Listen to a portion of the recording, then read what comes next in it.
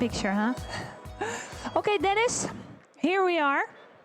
Round 5 now. Well, not round 5, but candidate 5 for this Dutch Brewers Championship. Are you looking forward to this moment? Yes, also looking forward to next moment to Jakarta. After, yeah. Oh, yeah. So you're aiming for that, huh? Yeah. Of course. Of course. Everyone, yes. I believe there's only one competition in Jakarta this year. It's the Brewers Cup, right? Yeah. All the other ones are divided over other countries. Yeah, it's split around the world. Yeah, it's nice. But Jakarta is the best destination. Did you choose this competition for that reason? Not really. I choose it because I'm a coffee roaster. And something like latte art or barista is not super familiar for me. I know how to work with milk, but it's not my strongest part. Yeah. And there is no roasting competition in the Netherlands. No. Unfortunately, yes, but maybe soon. And this is something that we are doing on a daily basis on the roastery, like assessing coffee quality, brewing it, drinking so this it. comes And this is closest. something I'm good at, Nice. I think. I think so too, because you're here in the finals and the judges are ready. So if you are ready, we will get them over here. Mag ik een groot applaus voor onze juryleden eerst dan? Want dat heb ik pas 1 keer gevraagd vandaag. Even in random volgorde. Maar we hebben vandaag Ali, Elena, Judith, Sophie, Min, Thomas en Sirianne en Thea. Dank jullie wel dat jullie erbij zijn. Thank you, judges, for being here. So Dennis, if you are ready... Yes. One moment. No, you are not. I'm using 2 different waters in different kettles, and here is like a mix of 2 in each kettle. Okay, Dennis. When you are ready, we will give a big round of applause for you, and I'll speak to you after. Good luck. Groot applaus voor Dennis, alsjeblieft. Onze 5e finalist alweer vandaag. Are judges ready, comfortable? Can I get my music, please?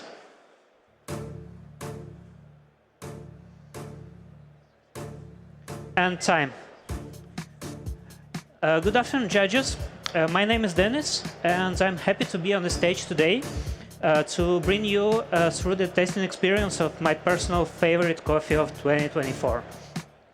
For today's coffee, I'm using immersion brewing device, which is Haverio Switch, and I choose this device for a reason, because as a coffee roaster, I'm super familiar with cupping, and I really think that this is the best representation of coffee, and it can bring you all tastes that you can experience in coffee. And this coffee I'm brewing today will gonna have a lot to showcase, so I would like to have it all displayed.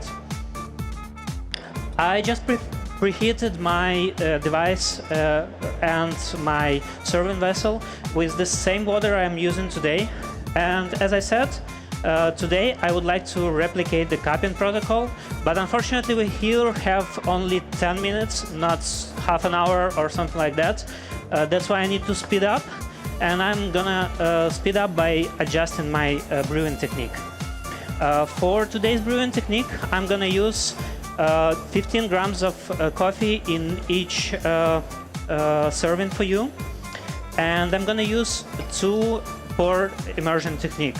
This will allow me to have temperature stable across the board while I'm brewing, and this will speed up process. But this speeding up is not enough for me to bring all the flavors to your cup. That's why I want to speed it up even more with using different water protocol for today's brew. So for the first pour, I'm using pure demineralized water on a hardness of 0 ppm. This will allow me to extract as much of the volatile compounds of the coffee as I possibly could by increasing water solubility in today's brew.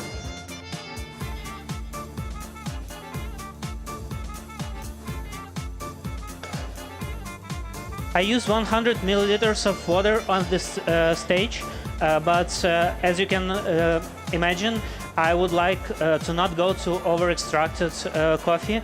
That's why I need to balance out mineral compounds in my coffee, and also I need to slow down a bit extraction at the end to not get there. That's why I'm using second kettle, which has second water inside. And that water is at a hardness of 273 ppm, which is by interesting fact is same, almost same hardness as the water in Rotterdam, where our roastery is located. So basically, you can easily replicate this recipe there. I'm using 100 grams of water more, and this water is also at the temperature of 99 degrees. This allows me to balance temperature across the brew.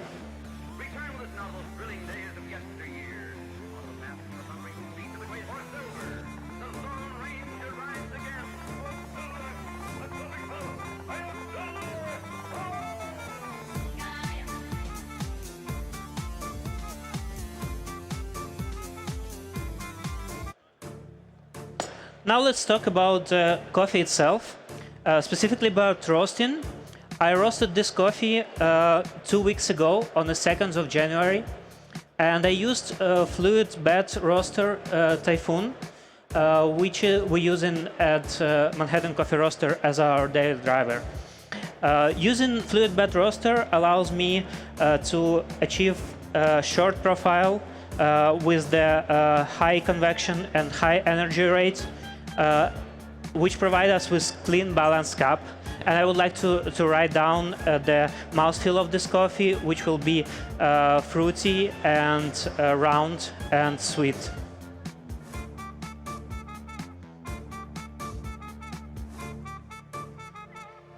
Let's move on and talk more about coffee, because it's all about coffee today. This coffee came from Colombia, from Finca Las Marias. And producer of this coffee, Jose Geraldo, is a third generation farmer, but most importantly is our long-term partner at Manhattan Coffee Roasters. Coffee I'm using today is green tea geisha, which was processed in oxy-washed processing. At least Jose describes this process as oxy-washed, because this process includes 2 steps of fermentation in tanks. First of which, for 48 hours, in an open water tank at a temperature of 10 degrees. If you missing any talking points, there is a card in front of you that you can consider looking at. Then coffee was washed, depulped, and moved to the second fermentation tank when it was for another 48 hours. And then coffee was washed and moved for drying. Drying was performed in a couple steps, first of which was under direct sunlight on the top level of the raised beds. Then coffee was moved after 2 days to the middle layer, where it was reaching moisture compound of 22%. Then to stabilize moisture compound across the board, coffee was moved into sealed grain pro bags, and it was stored in a chill room for 10 days. And then finally coffee was dried in a full shadow on the bottom layer of the rice beds to reach a final compound of moisture of 12%. This allows Jose to transfer as much of the coffee cherry flavors into the bean, and which allows me to work with these components as a roaster and as a brewer. I'm gonna soon serve you coffee, but first I would like to tell you about some technique I would like you to follow with the tasting. It's in front of you, and I'm repeated. I'll tell you. You'll have a personal timer. On this timer, there will be 4 time marks, which is on these cards.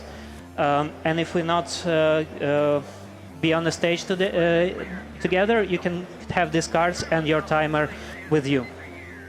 At 1 minute mark, please evaluate the aroma of your coffee. You will experience notes of white flower and strawberries.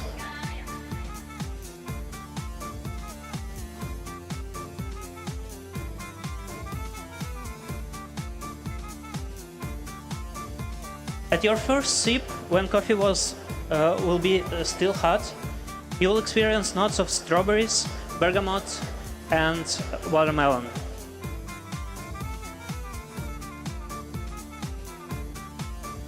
When coffee cools down a bit, this will be 4 minutes on your watch. Coffee will evolve to notes of lychee, pink flowers, and let's say it like this. Please pour your coffee, experience your aroma.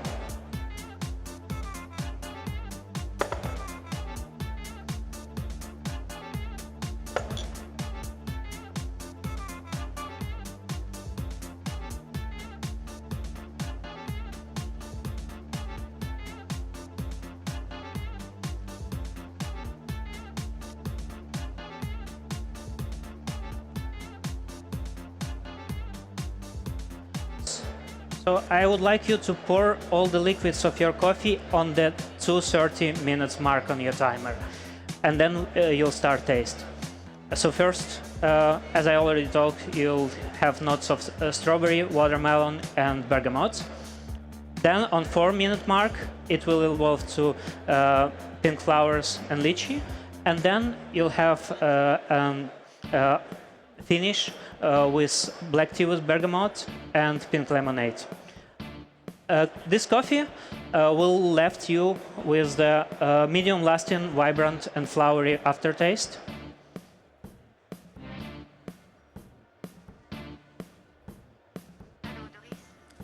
So it's now almost time for you to start drinking, and it's almost time for me to start my presentation. I hope you will enjoy this coffee as much as I enjoy it, and it's time for me. Applaus voor Dennis! Onze 5e finalist alweer van vandaag. Wat gaat de tijd weer snel.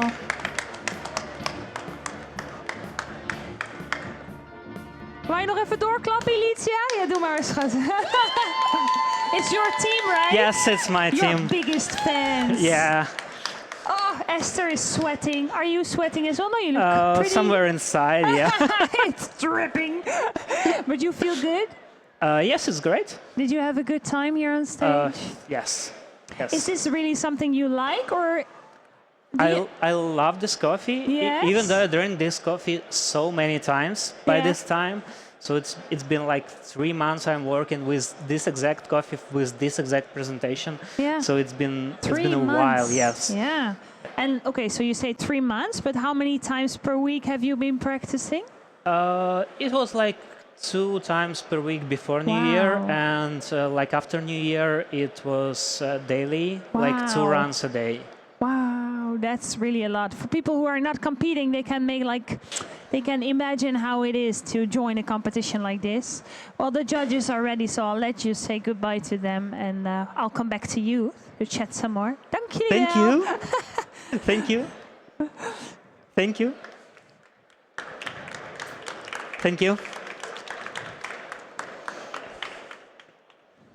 Thank you, judges. We can stand here, Dennis, if you want. Yeah, if you that's like. great. Great spot. So tell me. Yeah, this is better, huh? Yeah. Where you were, with the spotlight on your face. So tell me, did you roast the coffee yourself? Yes. From start to finish. I work as a roaster at Manhattan Coffee Roaster. Yes. And like basically I'm in charge on roasting coffee and like quality evaluation of that. That's why once we chose that coffee together with Ben, who is in charge of choosing the greens we have, from that point, that was only my hand on this coffee. But that's great, because all mistakes are my mistakes if there was. But you can also make some adjustments when you notice that it's not the exact flavor or that you want. Yeah, yes. So it's all up to you. It's really. I mean, you like, have a team, but on the other hand, it's really you who did it from start to finish. Team is super important, especially on like evaluation things and on tasting evaluation because probably whichever I feeling about coffee could be not whichever everyone else feel. And when you have like a board of 10 people who is trying it and telling what they are feeling, there will be like a best representation what judges will feel behind the table. Yeah, no, I can imagine. I think it's very useful to have a big team like this behind yourself. Yeah.